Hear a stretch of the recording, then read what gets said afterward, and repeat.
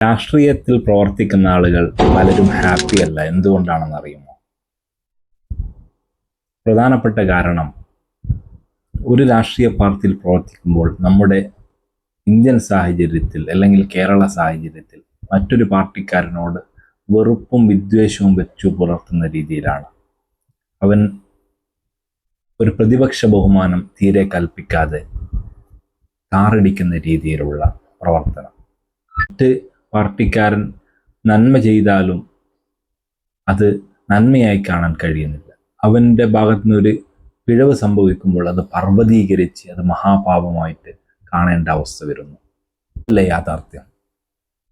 മറ്റൊരു കാരണം, ഒരു ബയാസ്. നമ്മുടെ രാഷ്ട്രീയം അല്ലെങ്കിൽ നമ്മൾ വിശ്വസിക്കുന്ന രാഷ്ട്രീയ പാർട്ടിക്കോ രാഷ്ട്രീയ പാർട്ടിയുടെ നേതാവോ ഒരു തെറ്റ് ചെയ്താൽ അത് പരമാവധി ന്യായീകരിക്കണം. അതിൻ്റെ ന്യായീകരിക്കുമ്പോൾ മനസ്സിലുണ്ടാവുന്ന ഒരു കുറ്റബോധം, അതും ഈ രണ്ട് കാരണങ്ങൾ ഒരു രാഷ്ട്രീയക്കാരൻ നേരിടുന്ന വലിയ